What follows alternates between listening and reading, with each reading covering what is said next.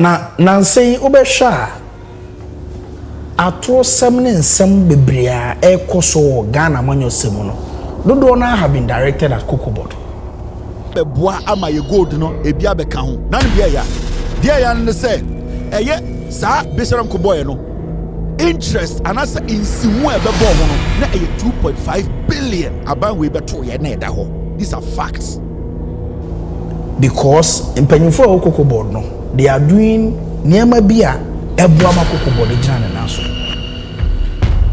But in Penyufo se be bia nyame ma ebo ma pesi no ho na bonsam so matoto mo ne de tie ne se niema pa o mo ye no ebo ebi mo yem. Same situation.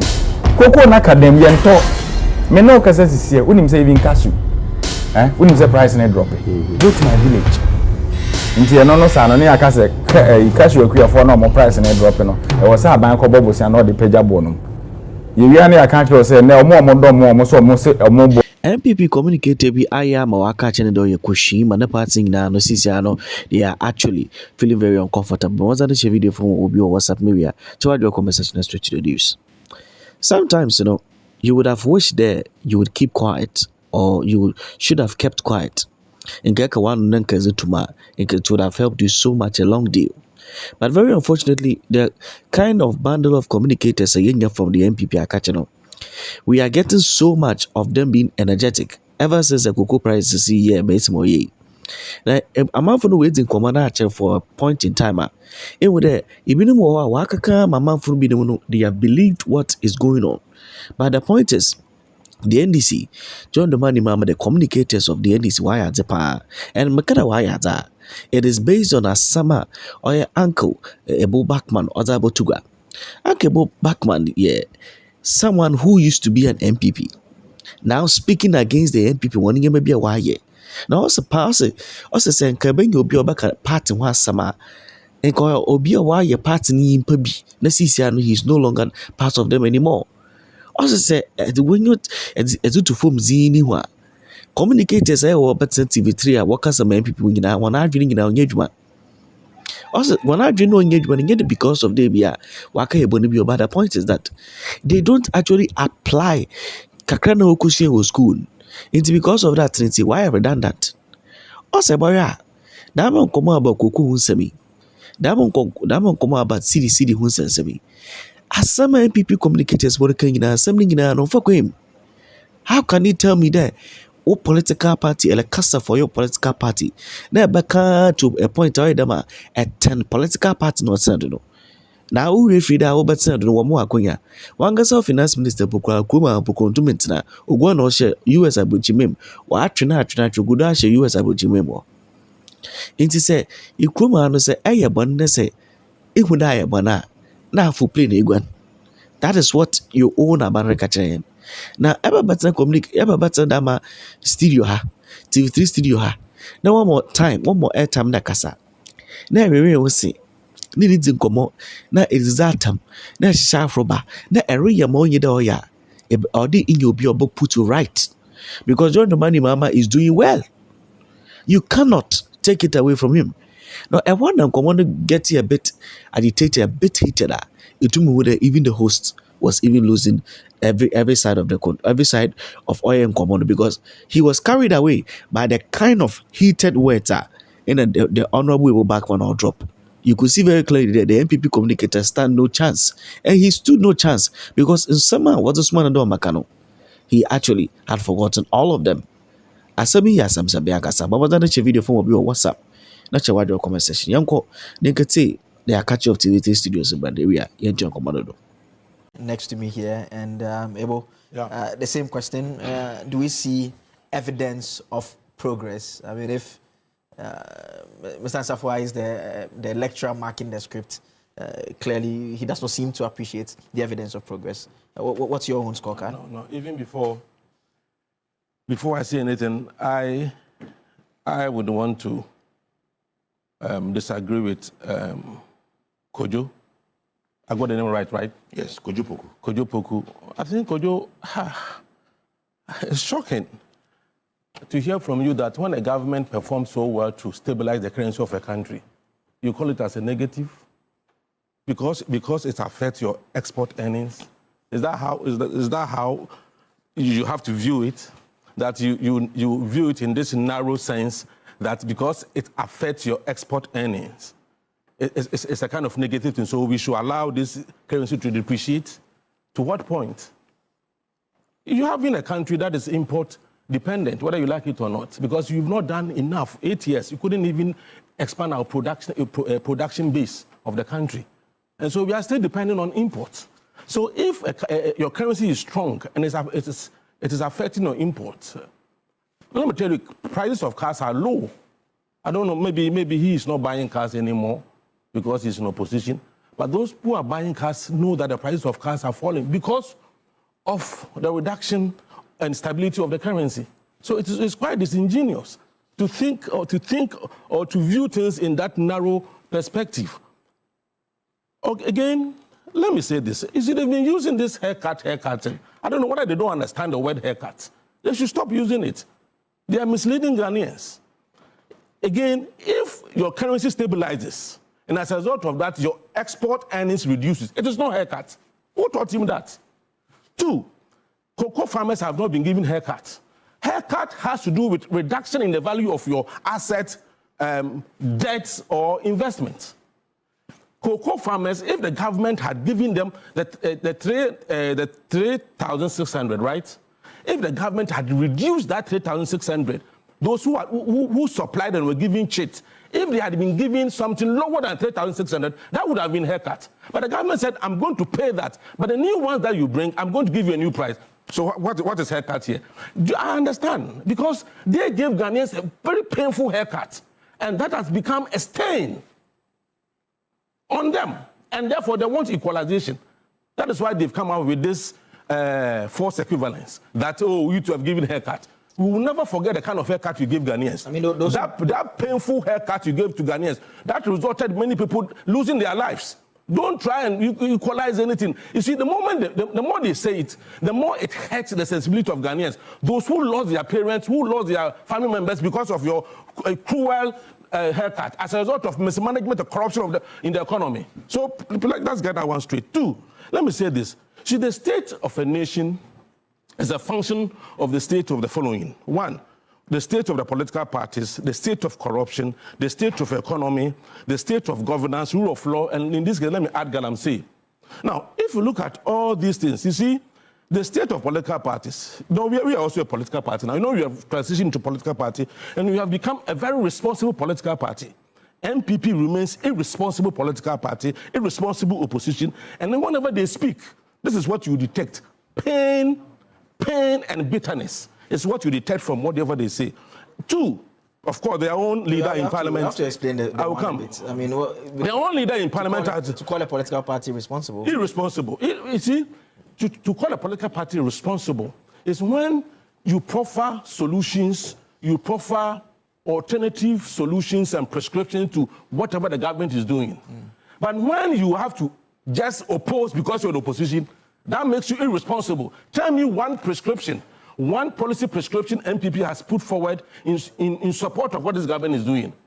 Even when the government is doing right, only NPP people see wrong thing being done. And that's quite worrying.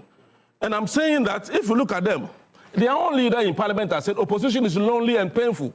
So whenever they are expressing their bitterness and pain, you have to understand them. 2, you see, the only problem I have with this government, let me tell you this, the reason why I will never give this government 10/10 is that, Mr. President, you told us, and it was true, that this country had become a crime scene. Corruption became so pervasive in this country. And so you told us, and we believed you, that you're going to help us to recover all the stolen money the plunderers and looters have taken from this country.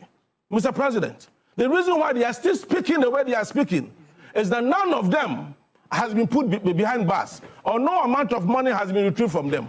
Mr. President, those who lit the fire are walking easily and safely and arrogantly in the smoke. Mr. President, let's get them out. Let's get them out. Aura must not fail.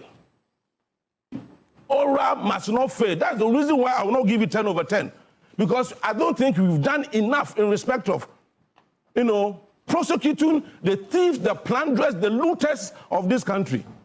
And if you do that, I can always give you 10 over 10. Now, let me come to the issue of the economy. You see, cocoa farmers, they understand the politics of and economics of cocoa more than even the politicians. So they understand everything. They are not, you see, people think, now these days, we have professors who are cocoa farmers. We have doctors who are cocoa farmers. So they understand the nitty-gritty, the nuances of the sector. So it's not as if someone will just come and say that prices are, you promise to pay a certain amount of money when you're in opposition.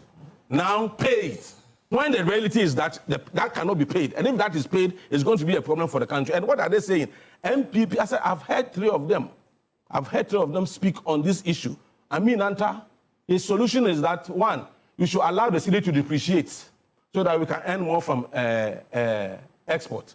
He says we should go and borrow money to bail them out. Remember, when they needed only 3 billion to bail banks out, they didn't do that. They spent 25 billion to collapse the banks. Now they are talking about bailout. I've heard this guy, this man who was a spokesperson for Cocoa Board and the NPP. Fifi Boafu. He says that, producing 50% of our cocoa locally is not going to solve our problem. Look at that. And I've also heard Kojo Oponkloma. He said, he also repeated, I think Kojo Poku in Safwa got his haircut idea from Kojo Oponkloma, two Kojos. Kojo Oponkloma has also said that this is haircut. Kojo, I'm telling you, go and read what is haircut, and you see that government has not given cocoa farmers haircut at all. It is price reduction, it's never haircut.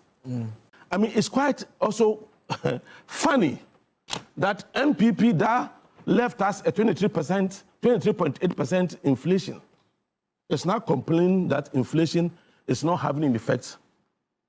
Come on, go to the markets. Our market women will tell you, even when this cocoa issue came up, you remember, some of them said, prices of commodities have gone down. Of course, rice, go to oil, and prices of the dollar also has come down. Why is it that if cocoa price comes down, people are complaining? People know that there has been effects as a result of the inflation. Inflation does not necessarily mean reduction in price. It means the rate at which price increases is a slowdown.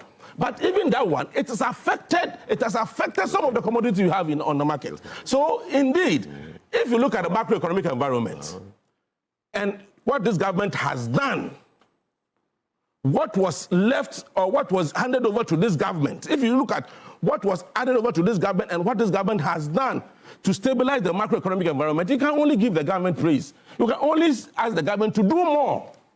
But you can't say that that is not an achievement or that is not something that should be praised. And I think the reason why we are having the kind of situation we're having in respect of the economy is that unlike the previous government that resorted to borrowing, reckless borrowing, senseless borrowing, and wasteful expenditure, creating holes, 1 million holes, apart from the kind of buildings that were brought down at that location. $97 million waste of our taxpayers' money. Look at even this policy, the most wasteful, useless policy, NAPCO, and the amount of money that was spent there. Dr. Bawumia brought NAPCO because as an economist, he thought that was the only way to solve our problem as a country. You have about 4 billion Ghana cedis to spend. Instead of them to invest in productive sector of the economy, to expand the economy for people to get a job to do, you just go and give 700 a month to university graduates that after university, 700 a month, go and walk, go and just sit at the office, we'll give you 700 a month. And that's how you thought you could solve the problem of unemployment. So, yes, we've come a long way, given the kind of records NPP left. But we still have a long way to go. So on the issue of the economy, this government has done so well. Prudent management of our resources. I mean, look at how the governor of Bank of Ghana has fared in respect of the monetary policies management of this country. And look at the way Atuforcing is forcing in respect of the expenditure and the revenue bit of our country, the fiscal management of our resources. So clearly, this government has done so well as compared to what NPP left. And the issue of Galamsey, let me tell you, any genuine Ghanaian, any well-meaning Ghanaian will know that the effort that this government has put in place or has made in respect of Galamsey is commendable, except that we still have a long way to go. I mean, we had a period where the seat of government was deeply involved in Galamsey. According to Professor Fupong-Bati's own report, their own minister, a minister that was in charge of managing Galamsey or managing our environment, said that the seat of government was not deep involved in Galamsey. What are you saying about Galamsey? Look at what NIMOS is doing. Every day, follow what they are doing. They are doing fantastic work. As I said, we have a long way to go, but we've come very far, given where, in the issue of governance, thank God we are not having a president who is ordering chiefs to stand up or get up. This is I mean, look at the president's demeanor. Look at the kind of governance system we are having. Compared to the Nakufado's era, the Nakufado-Bawumia's era, and you see the difference. It's a very serious improvement. Rule of law, yes, I have a problem with our legal system. Still, I believe that if you're going to succeed in fighting against corruption, our judiciary should be able to play a very pivotal role. A period or that era of 6 years, 7 years, criminal cases running in court should end. We should succeed in this fight against corruption. Okay. And previous government, the appointees of previous government who are found to have plundered this state should not be given this free time to go to court 6 years, 7 years for whatever reason. I don't know. But as I said, great strides have been made in respect of the economy. I believe that solid foundation has been made for the implementation of 24-hour economy. As I said the last time, 24-hour economy should not be implemented as a response to the noise coming from NPP. We should do it as a national policy, take our time and do it well. And if we do it well, it will benefit the youth. Okay. It is better than NAPCO. Even one district, one factory. Let me make this point. Even one district, one factory, because it was brought by Mr. Alan Chamat, look at how they treated it. Look, one district, one factory. Today they don't talk about NAPCO. They talk about one district, one factory. But look at the way it was treated. Okay. Because it came from Mr. Alan Chamat, only 450 million was spent on one district, one factory. But NAPCO, a very useless and wasteful policy like that, they spent close to 4 billion because it came from Dr. Bawumia. And this is what things we are talking about. So we are very serious, and I believe that anyone who says this government has not done well is just being disingenuous. And finally, on the score, what would the score be? Oh, sorry, I will give the government 8/10. 8/10. Yeah, I've told you the reason why I won't give the government 10/10. Yeah.